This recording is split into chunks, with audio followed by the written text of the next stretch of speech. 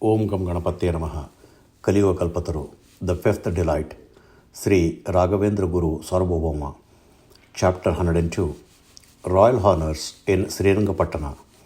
At Srirangapattana, a beautifully decorated pavilion, that is Mantapa, was prepared in anticipation of Sri Raghavendra Swami's arrival, as promised. The Maharaja, Chikka Devaraja Odeyar, along with ministers and nobles, awaited him with full royal honours, including titles, ornaments, Purna Kumbha, and grand musical ensembles.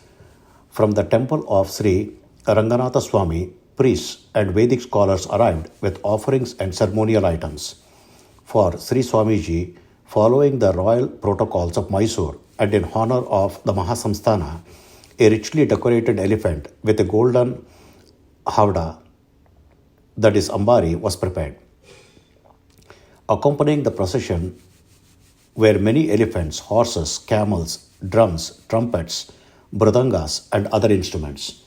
Officials, soldiers in uniform, standard bearers, gold and silver staff holders, and devotees from all backgrounds lined up to welcome the Guru. As Sri Raghavendra Swamiguru procession began, auspicious music resounded, Vedic chants filled the air, and a rain of flowers from the people showered him. The Maharaja, surrounded by his ministers, offered garlands and welcomed Sri Swamiji. He was then seated in the Ambari and led in grand procession through the principal streets of the capital to a specially arranged pavilion.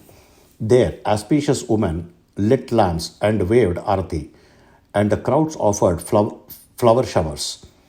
Descending from the Ambari, Sri Swamiji was escorted into the Mandira and seated on a honored seat. After offering blessings and sacred items to the kings and others, the royal representatives and city leaders were introduced. With a gentle smile, Sri Raghavendra Swamiguru spoke with everyone and blessed them with sacred mantra akshate. On Ashada Krishna Panchami, the sacred day of Sri Jayatirtharu's Punyatithi, Sri Raghavendra Swamiguru formally undertook the Chaturmasya Vrata. In accordance with tradition, Sri Chikka Devaraja Odeyar, representing the royal household, accompanied by royal priests and dignitaries, presented offerings for the vow. On the Tithi of Jayatirtharu, the day was celebrated with devotion. At the Maharaja's request, Sri Raghavendra Swamiguru agreed to perform puja at the royal palace on Ashada Krishna Dashami, Ekadashi and Dwadashi.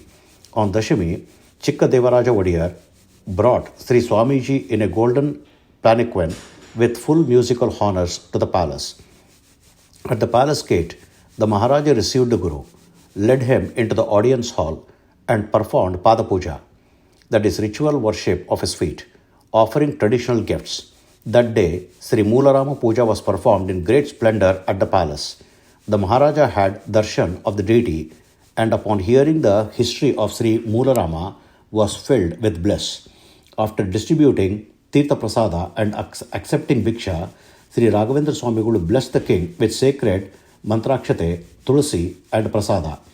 On Monday, Ashada Krishna Ekadashi, 6th July 1663, after completing the daily puja and Tirtha rituals, Chikka Devaraja Odeyar made a formal land grant. He gifted a richly endowed village known as Nalluru or Devarajapura near Saraguru through a legal gift ceremony with water libation and offered prostrations to Sri Swamiji. On Dwadashi, after puja and Parana, Sri Raghavendra Swamiguru distributed prasada and sacred blessings to all members of the palace, nobles, royal families, and the women of the inner quarters. That evening, in the royal assembly, the Guru was respectfully seated on a special throne. The Maharaja offered royal ornaments, gold jewels and garments, royal symbols like white umbrella, chamara, golden torches, and honorary titles. Sri Raghavendra Swamiguru, with a blissful heart, accepted them and in turn blessed the king with royal cloth, pearl necklaces, deities prasada, and mantrakshate. He then gracefully took leave and returned to his resting place. Hari Om. Om Sri Krishnarpanamastu.